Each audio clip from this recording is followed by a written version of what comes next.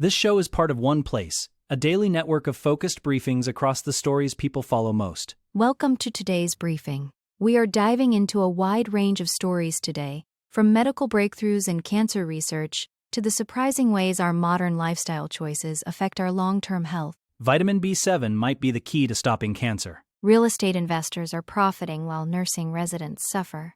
Weightlifting builds sharper minds and reduces anxiety in women. Doctors are helping patients decode their wearable device data.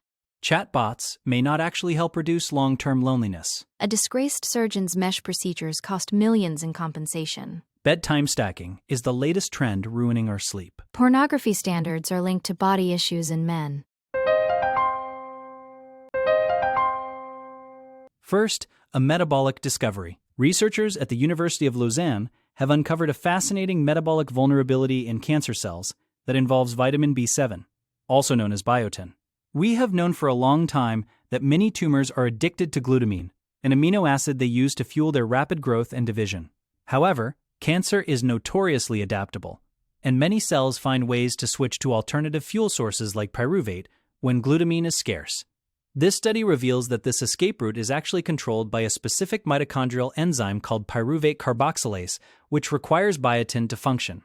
Essentially, vitamin B7 acts as a metabolic license that allows the cancer to survive under nutrient stress. By depriving these cells of biotin, researchers found they could effectively revoke that license and stop the tumor growth in its tracks. What makes this even more significant is how it connects to a specific gene called FBXW7, which is frequently mutated in various types of cancer. The research team discovered that when this gene is mutated, the levels of the pyruvate carboxylase enzyme actually decrease, making those specific cancer cells even more dependent on the remaining metabolic pathways. This creates a double-edged sword for the tumor, but a massive opportunity for targeted therapy. If doctors can identify patients with these specific genetic mutations, they might be able to use biotin deprivation as a highly precise way to starve the cancer without harming healthy cells. It is a shift in how we think about nutrition and oncology, moving away from general dietary advice toward using specific vitamins as levers to control the very machinery that allows a tumor to adapt and survive. Next, nursing home concerns. A deeply troubling investigation has highlighted the role of real estate investment trusts, or REITs, in the declining quality of care at nursing homes across the country. The story of Pearline Darby, a retired teacher who died from severe infections and bed sores, serves as a tragic example of what happens when financial interests take precedence over patient well-being. While the nursing home where she lived was struggling with deficits, it was still paying over $1 million in rent to Care Trust REIT. These investment trusts often claim to be mere landlords with no involvement in daily operations, but internal records suggest a much more hands-on approach. They track everything from staffing costs to food budgets and even set occupancy requirements.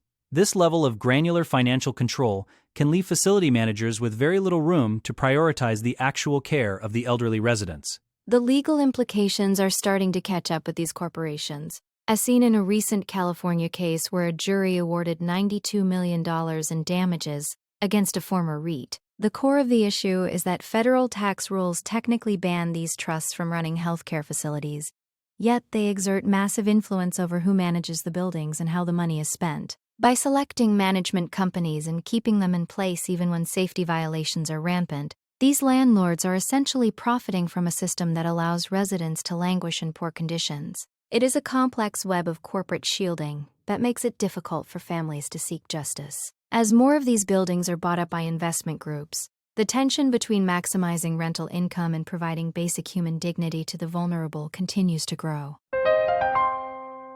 Now, exercise and aging. A new clinical trial published in the Journal of Affective Disorders is offering great news for older women looking to protect their cognitive health. The study found that lifting weights is a powerful, non-pharmaceutical way to improve memory and reduce anxiety, regardless of the specific intensity of the workout. Whether women were lifting heavy weights for fewer repetitions or lighter weights for more reps, the psychological benefits remained significant. This is particularly important because women are statistically more vulnerable to depression and anxiety in their later years due to hormonal shifts and social factors. Resistance training does more than just build muscle, it actually triggers the release of specialized proteins that travel to the brain. These proteins are thought to promote the growth of new neural connections, and reduce the systemic inflammation that often leads to cognitive decline as we age. Beyond the biological changes, weightlifting helps regulate the body's internal stress systems by managing the secretion of cortisol. By keeping these hormones in balance, physical exertion reduces oxidative stress in brain tissue, which actively limits cellular damage over time. There has been an ongoing debate among exercise physiologists about the perfect repetition range for mental health. But this research suggests that the most important factor is simply the act of structured physical exertion itself. For many older adults, the idea of lifting heavy weights can be intimidating, so knowing that lighter weights with more repetitions can be just as effective for the brain is very encouraging. It provides a flexible path for maintaining physical independence while simultaneously sharpening the mind. It turns out that the weight room might be just as important as the pharmacy for long-term mental well-being. Next, wearable health data. The American Academy of Neurology has recently issued new guidance on how patients and doctors can work together to interpret the massive amounts of data generated by wearable devices. With millions of people using smartwatches and rings to track everything from sleep to heart rate, the challenge has been turning those numbers into actionable medical insights. For patients like Sophie Krupp, who suffers from migraines, her Aura Ring provided the missing link between her daily habits and her symptoms. She was able to see how small changes in body temperature and sleep quality directly preceded a flare-up. This kind of data allows neurologists to look at a much broader window of a patient's life than they ever could during a standard office visit. It transforms the patient from a passive observer into an active participant in their own diagnostic process. However, the guidance also emphasizes the need for a team-based approach because the data can sometimes be overwhelming or even misleading without professional context. Dr. Sarah Benish, who authored the guidance, notes that while these devices can flag serious conditions like irregular heart rhythms, they also require patients to have a bit of grace with the process. The goal is to use the technology as a forecasting tool rather than a definitive diagnosis. For example, seeing a trend in poor sleep might help a doctor adjust a treatment plan before a major health event occurs. As wearable tech becomes a $100 billion industry, the medical community is racing to catch up and integrate these digital footprints into traditional care. It is about connecting the dots between the sensors on our wrists and the clinical expertise in the doctor's office. Now, chatbots and loneliness.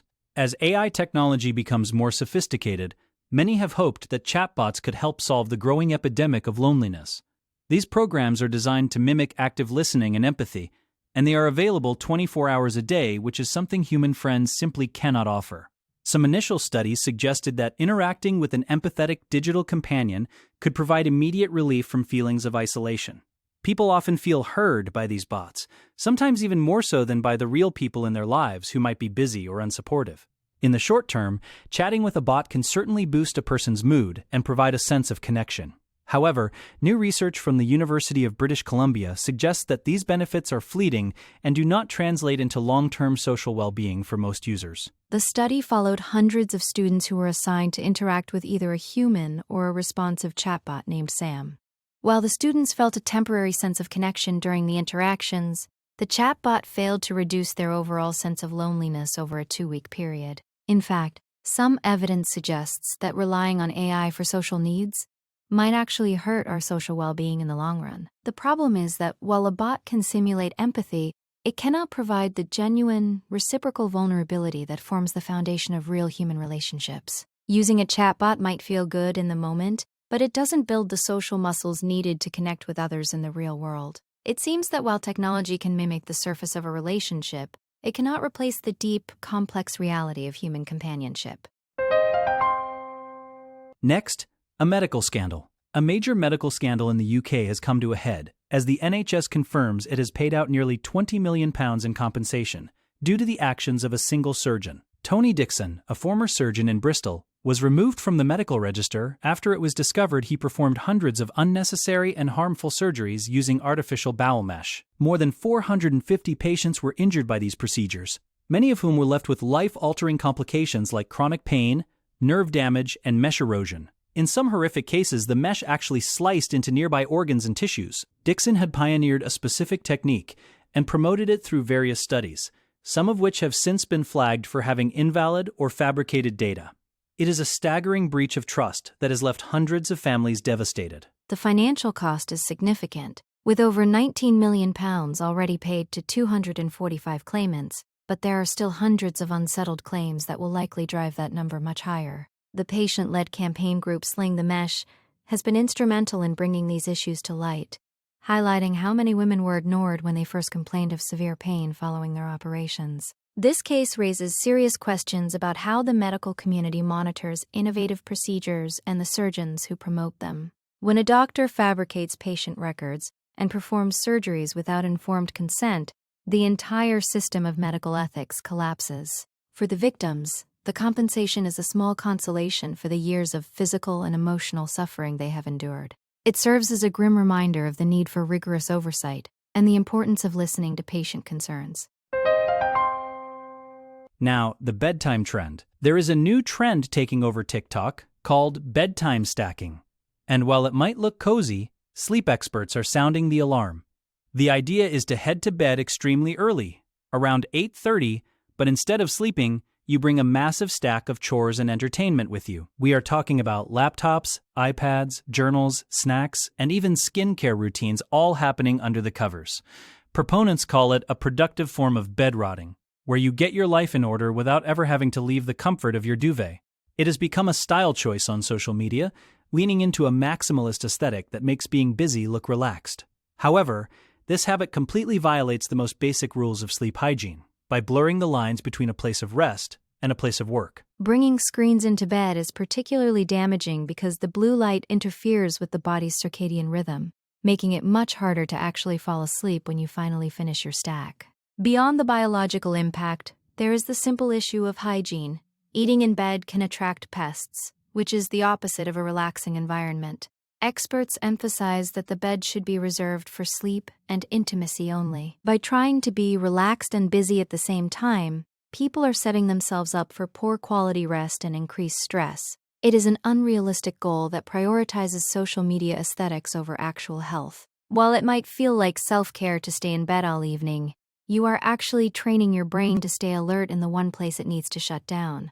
True rest requires a clear boundary that bedtime stacking completely destroys.